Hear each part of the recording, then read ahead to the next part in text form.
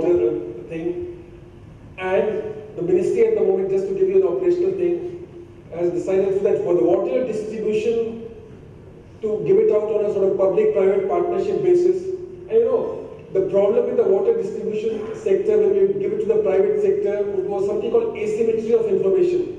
We give it to a contractor, we sort of broadly tell him 22 kilometers of lines have to be laid. Since all the water pipes are underground, there's no exact data on how the number of kilometers of water supply. So inevitably, the contractors would come back once they will start implementing that the information was wrong, and there'll be, there'll be discrepancies, and it will come to a standstill.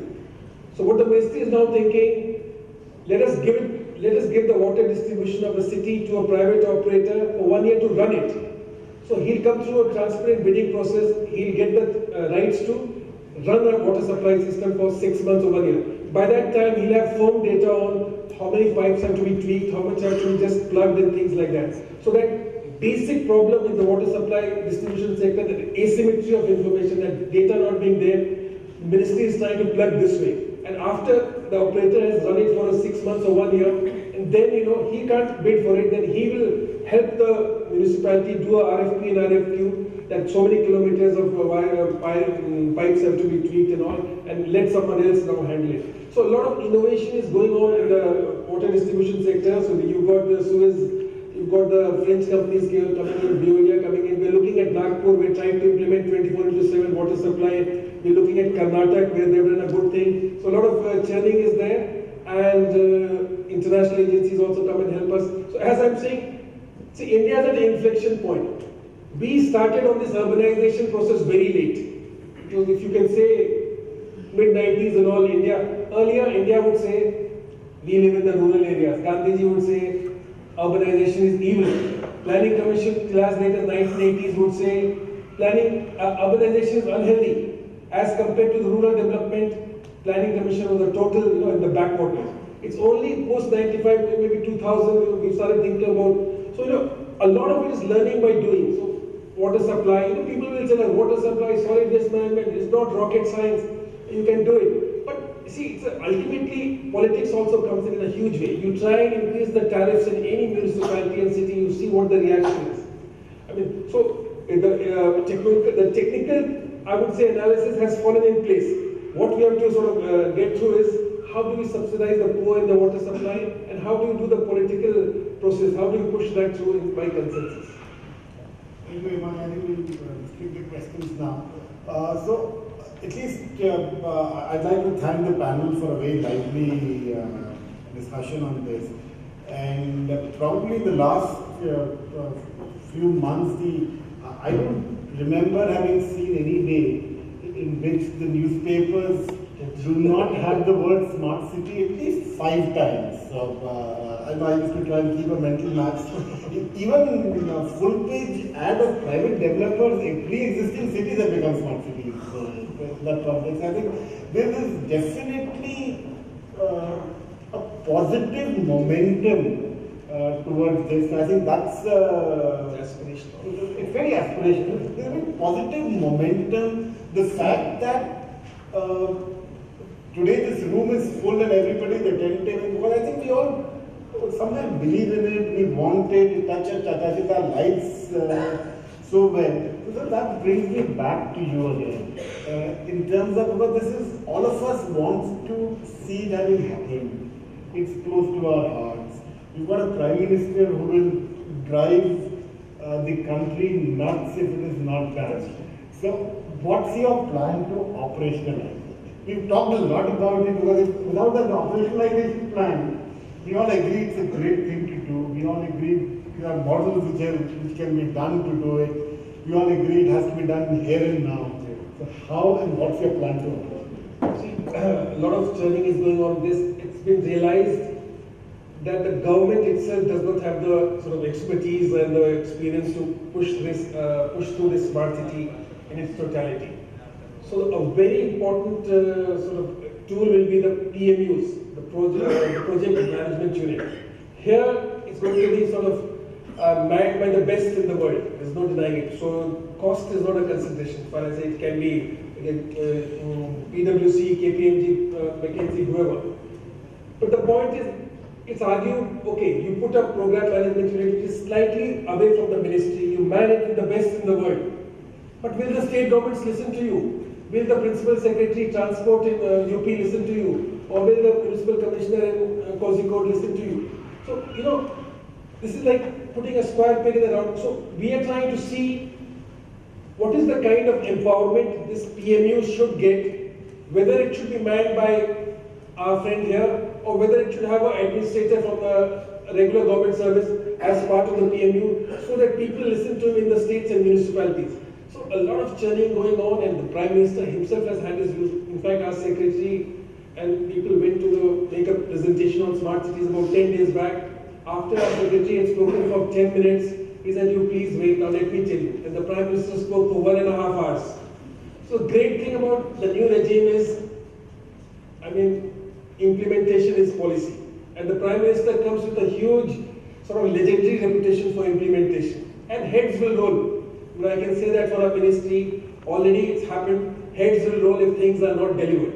But right now, the biggest problem we struggle with it on a daily basis, what should be the character of the PMU? How much financial power, how much administrative power, how far from the ministry should this band of wise and efficient men be there, so that they are sort of given this task and they are in touch with the ministry only on very broad policy issues? How do they interact with the state governments?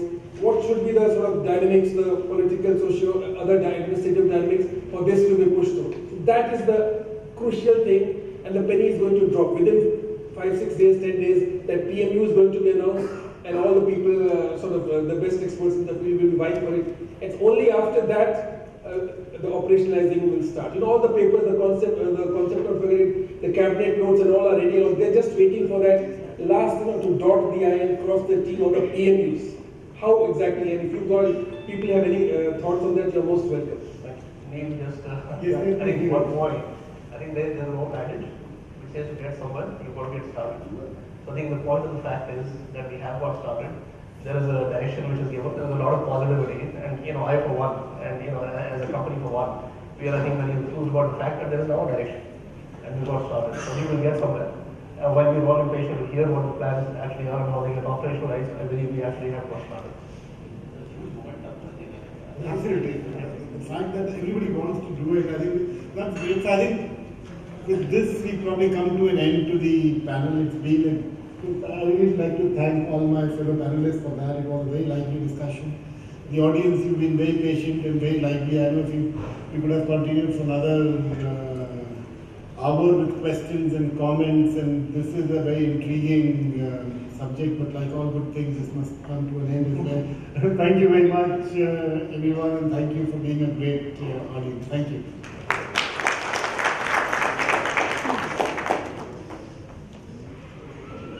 Thank you so much. And with this note, everyone please be on stage with us. I request our moderator, Mr. Neil Ratan, to kindly hand over the mementos to the panelists. Can you please present the mementos on stage?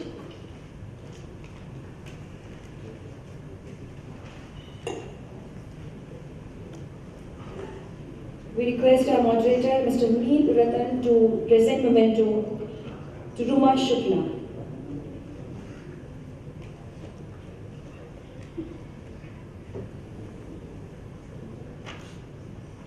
Can you please thank our panelists on stage, everyone?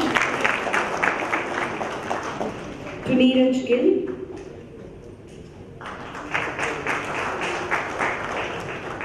Mr. Arjun Ramaraju.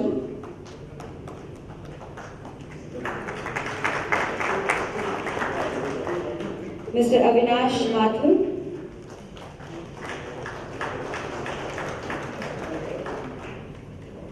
Mr. Anand Bhail.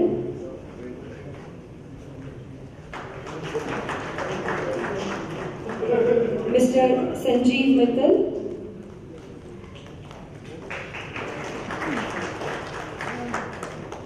Dr. Gulshan Rai. Thank you so much, panelists, and we request Mr. Rishi Kapoor to kindly join us on stage to hand over this memento to the moderator of this session, Mr. Neil Ratan.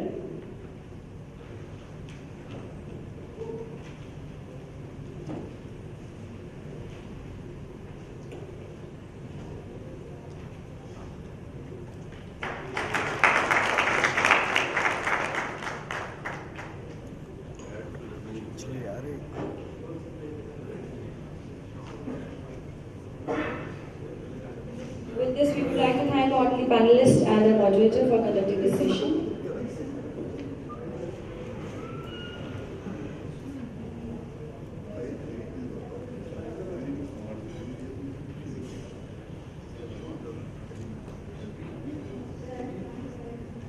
Thank you, everyone.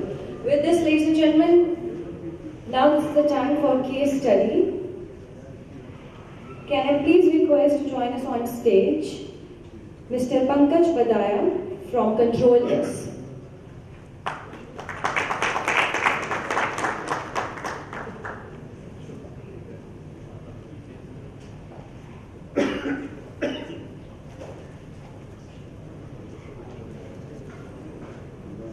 So here we go with case study.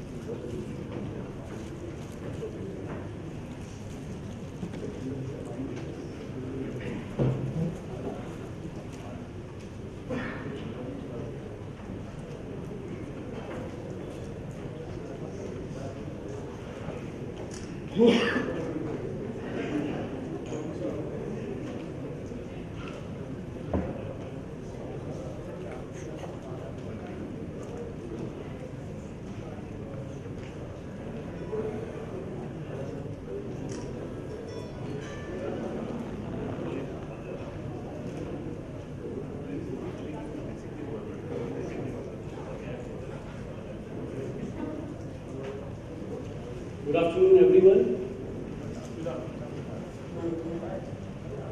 Before coming to the topic which I am going to present here for the next 10 to 15 minutes, let me share my aspiration which has come just out of this event after going through this panel discussion.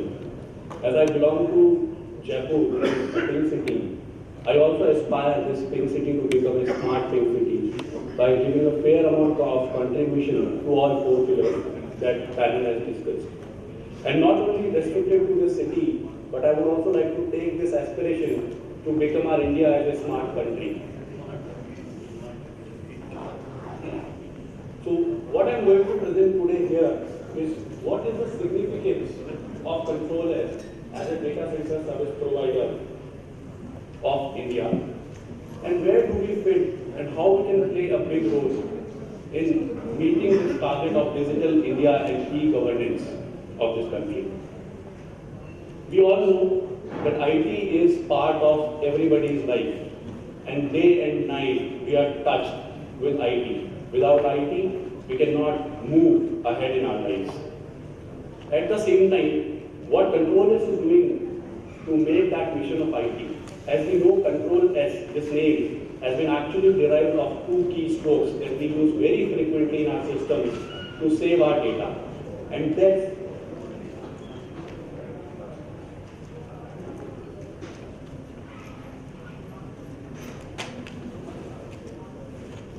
that's the mission statement of this organization, which is enhancing protection and efficiency of the most valuable IT asset, which is your data of the organizations.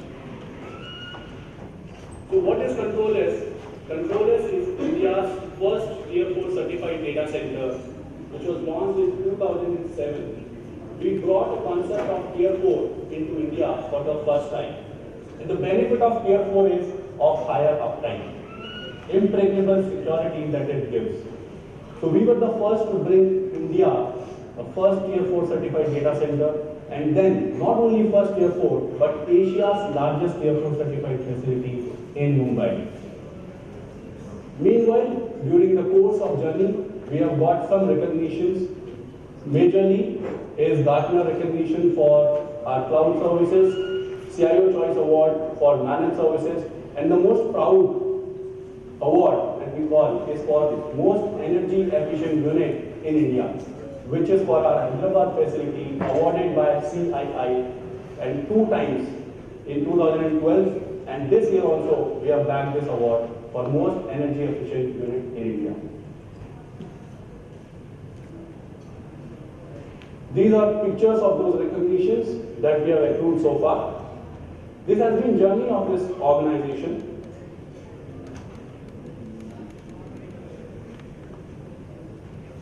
We started in 2008 with first facility in Hyderabad, and then how in 2010 we touched online division, in 2012 we touched 100 crore annuity business, and in this year we are planning to have third tier 4 data center in Delhi. So we will have total 3 tier 4 certified data centers in India, massing a space of 3.5 lakh square feet. This is how our inventory looks like. Mumbai, Asia's largest facility with total capacity of 5,000 racks. Hyderabad, total capacity of 1250 racks. And Delhi is going to be approximately 3,500 racks. And all of these three are tier 4 certified facilities. This is how each facility looks like. Hyderabad, with 6 zone security, so impregnable security in each of the data center with multiple layers where each person or any person has to go and access these systems. He has to pass through. Mumbai with 8 zone security, and all these facilities are audited by CISF as agency for security parameters. And this is going to be our Delhi facility, which is coming up in sector 127 Noida. These are some of the clients who are serving citizens of this country in some or other way, and we are giving them an adequate infra with adequate power and security for catering to the customer needs. On each vertical, you can see all measures are available with us, where we are providing them services through our facilities in Hyderabad and Mumbai at the moment. Out of this, you can see banking is the core, where we are serving more than 40% of the banking institutions from our data centers. Associations, ICAI, FICCI are some of the associations who have taken services from our data centers. And not only this, but representatives who are keeping lots of data with us, like of NSDL and CDSL are also hosted with us. Now coming to case studies, where we have helped customers or organizations to deliver services to their end customers.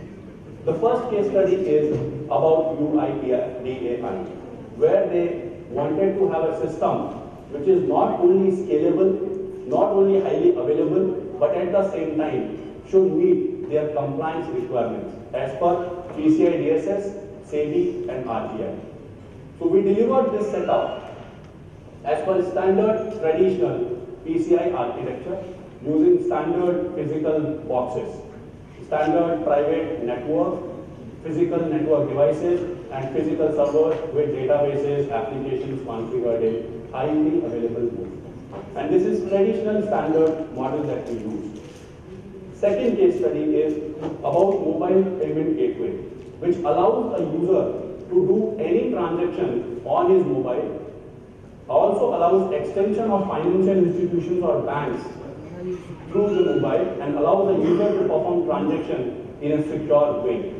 This is a leading major credit card manufacturer, which has again the requirement the same as per, because it falls into a PCI DSS standard, so compliance requirements were same, and the load transactions requirements are in the range of 5,000 transactions per second. We offered it completely designed, highly available, scalable model on Solaris systems.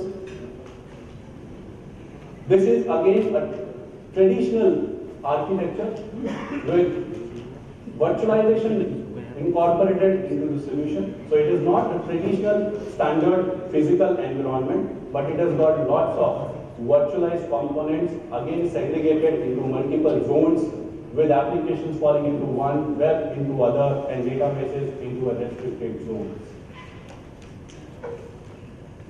So our scope, what is our scope into all of these engagements? Being a service provider and data center provider, our responsibility is to give an organization a scalable mass or capacity which can be scaled up anytime, with security which cannot be broken, with services which are available round the clock. For example, Yepme.com. We buy clothes or any grocery items or any item from that port online. At any time we can buy. We can buy anything from that port 24/7. Now, but the nature of these web portals are pretty dynamic in nature, which cannot be controlled. If there is an ad, very recently Shah Rukh Khan did an ad for Yepme.com, and they experienced an outburst in their traffic. So we had to help them to maintain the stability of their IT system with the required elasticity. So we, as a service provider, help them to maintain that stability by allowing them or giving them required capacity on demand. Along with that, being a service provider, we also act as an enabler to all organizations, because we are not any hardware maker or any application developer, but at the same time, we have to work with all these three or independent pieces, integrate all of them, and ensure that customer gets the desired outcome. So we act as an enabler and an integrator for all organizations and work with all individual components and give an integrated solution to the customer. This is the latest one, which is the first Indian woman bank, Bharatiya Mahila Bank, which was inaugurated by Sonia Gandhi last year, is again hosted with us. So what I'm trying to tell you with these three different systems is that we can handle payment gateways, we can handle repositories, we can handle core banking systems, which is used by Bharatiya Mahila Bank, and where we have worked with Wipro, likes of FIS, to give this solution to Bharatiya Mahila Bank within a time frame of only 21 days. And this could only be possible when you have that capacity, when you have that inventory to give all these required components in that less period of time. So Bharatiya Mahila Bank is the one core banking system, which is the latest bank, which we have got as part of DC and DR. So not only the primary system, but a backup and recovery resilience system is also there with controllers. So what are the next steps that we are planning on this digital India and e-governance part? Is a cloud, the elasticity, the flexibility that organizations expect. There has to be an enterprise cloud which can deal with every C, which you can see continuity, compliance, control, and customization, which every person needs while handling the IT portion. So we, as part of this Control 4C portfolio, ensures that all these 4 Cs are met and delivered to the customers. Now what all these 4 Cs will run down. So first C is continuity, where we are ensuring 4 different copies of data that you are putting onto systems.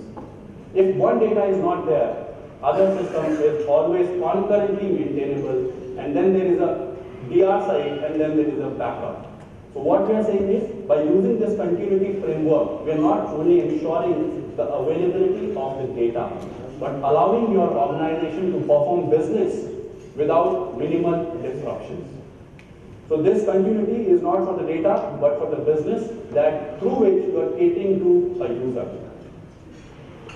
Second is part of the continuity, which is not only for the systems, but also for the network, where being a service provider, we are having dual meet-me rooms in our data centers on different floors. So not only the network components, but even the meet-me rooms are redundant and allowing you to access your systems in an uninterruptible way. The second is customization. You need to change your policies, you need to increase your resources, you want more RAM, you want your OS to be changed, everything can be done from this customization portal. So it is completely configurable, self-configurable, customized in its own way. The third C is compliance, which is from a security standpoint. Now when you move your data outside your boundary, you always have a fear of controlling, losing the control, losing the integrity. So the CIA framework, confidentiality, integrity, and availability, using this compliance framework, a full circle of compliance, we can ensure that the CIA metric is always ensured. And it converges up to a SOC framework, which is a 24/7 professional service experience that you will get by default on this cloud platform. And the last C is control, which allows you to manage all of this heterogeneous environments from a single dashboard. So, apart from this control 4C, we are also working with NSDL and BSNL as a partners and catering to government requirements, where we are coming up with a facility in Chennai with BSNL and coming up with a facility in Bangalore in partnership with NSDL. So these are some of the roadmaps, and this is the new product that we have very recently launched to meet elastic needs, flexible, dynamic needs of the organization to handle it. Thank you very much for your time.